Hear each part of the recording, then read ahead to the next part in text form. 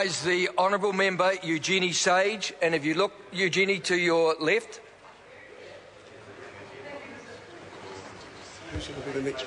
It should be on. Thank you, Mr Chair. It is. Certainly the Green Party supports other aspects of this bill, but as Leanne Dalziel has noted, we continue to have we do have concerns about Part 4. And that's because Part 4 would allow existing concession holders to continue to operate, even when the concession term expires during the process by which they're applying for a replacement concession. That's not so much an issue because there is a similar provision in the Resource Management Act, and it does seem sensible because it prevents business disruption while the application is considered if you've got an existing concession. But where the difficulties are is that it would also allow a concession holder whose concession term has expired and who has then applied for a replacement consent, which the Minister has declined, to continue to operate until the Minister has reconsidered his or her decision. And that potentially means that quite high impact activities like mining, with the access agreements and the like, and the facilities that go with the mine, could continue even though the Minister had declined the concession application on reapplication. So it's the fact that if the application is declined by the Minister, then it should cease. And Mr Chair, one of the major concerns about the bill is also the Clause 51, which provides for a new Section 48AA to be inserted around regulations prescribing time limits for applications. There is no provision in that clause that the regulations are made on the recommendation of the Minister of Conservation. Given this government's agenda, and clearly flagged in the Department of Conservation's Statement of Intent, that the Department should increase business activity on conservation lands, increase concession revenue, this Clause 51 would potentially allow ministers like the Minister of Economic Development to push the Department to have for economic development. Mr Joyce. Honourable Mr Joyce. To push for regulations which constrain the Department's decision-making process. We are seeing two major tourism development applications for concessions in the Southwest World Heritage Area, Fiordland National Park, one for a tunnel and one for a monorail. They are very complex applications with a number of potential effects.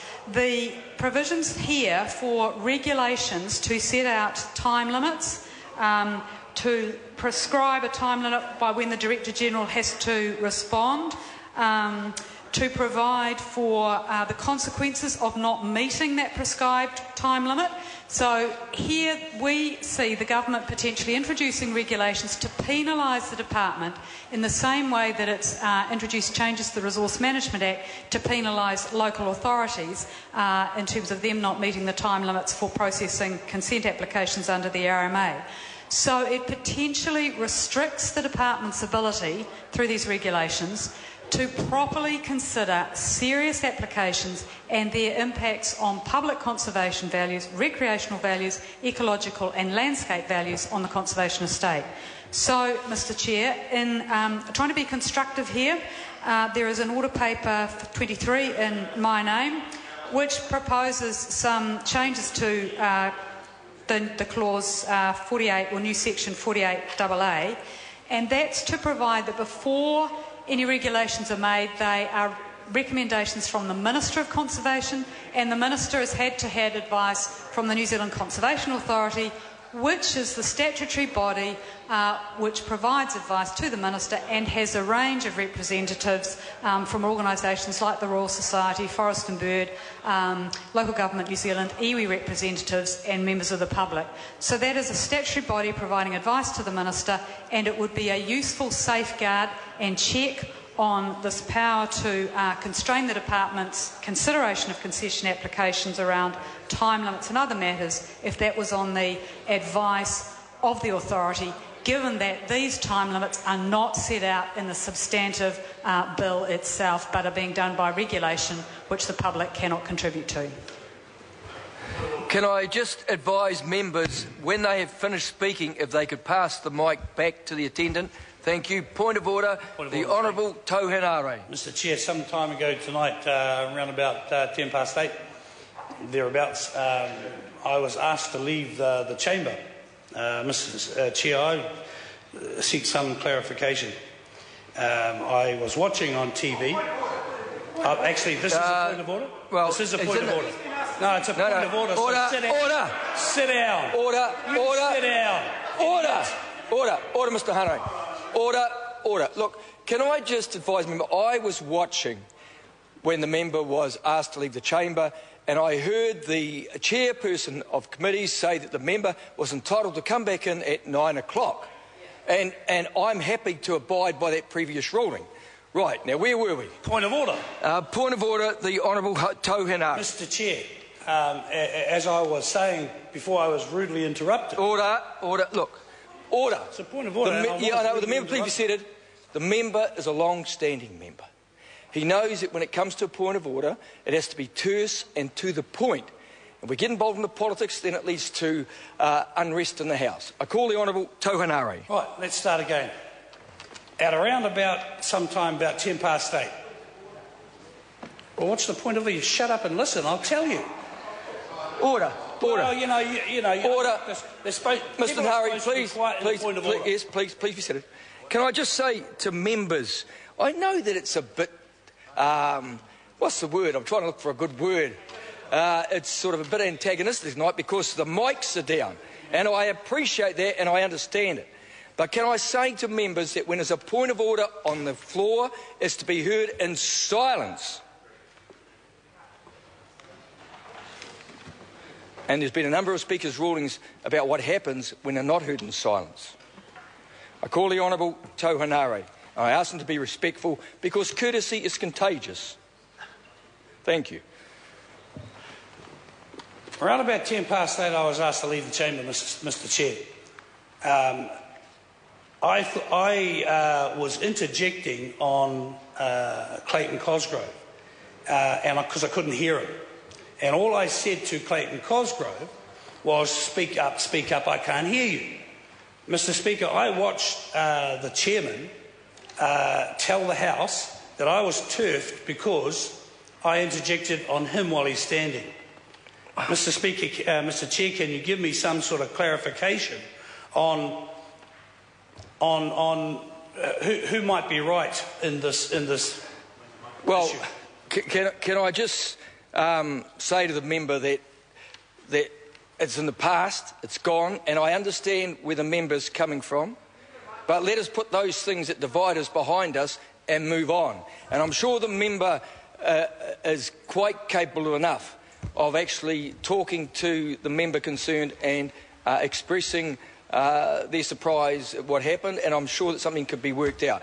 But at the present stage, I am bound by what I saw when I was watching Parliament. The member was asked to leave. He did so correctly, and there I'd like to move on. But thank you for bringing it to the attention of the House. Point of order, the Honourable Leanne Dalzell. Yep.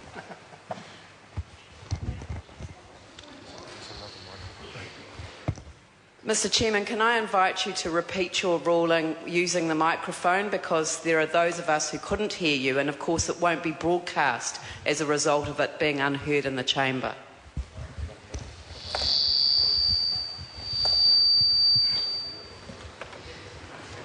Well, to be brief, it's basically to say let's move on, and I'm sure that the member is quite capable of raising the issue with the person concerned. So let us move on, and I'm looking for someone now to take another call on part 4. Point of order. Point of order, the Honourable Tauhenare. Mr. Chair, I thought that personalities aside, vis-a-vis who's in the chair, this is a question about the chair, to the chair. It's easy, I know it may be easy for you to move on, but it's me that's got the strike against his name, Mr. Chair. And it was the chair, not Eric Roy, but the chair that turfed me. And what I'm saying and what I hold to is that I believe that I was being thrown out because of my interjection on the Honourable Clayton Cosgrove, who I could not hear. And I want to see if we can't, get some closure on that issue. It's not about Eric Roy. I can talk to him anytime I want. Can I just say to the member that I'd like to refer him to Speaker's Ruling 79(1), and that is that the member is not in order in reflecting on the actions of presiding officers. And I leave it at that. Order. Point of order, the Honourable Tohenare. My point of order is not reflecting on the chair. I'm asking for some clarification about why I was turfed from the House. And you yourself said that you watched it on TV. And what I'm saying to this House, and maybe I should take a point of order and seek leave to make a personal statement, which might work it out. So. Well, the member's perfectly entitled to make a personal statement. But speaking to the point of order... Mr. Chairman, I think the Speaker's ruling that you've referred to is absolutely the correct one. If the member felt that he had been in some way unfairly defamed or that a reflection had been cast on his character that was unfair, he could take a point of order and seek leave to make a personal statement about that, but he can't question the ruling of the chair or subsequently come back and challenge a decision of the chairperson, but he could indeed make a personal statement if he wished, if the House was willing to grant him leave to do that. Point of order. The member wishes to do so? I seek leave to make a personal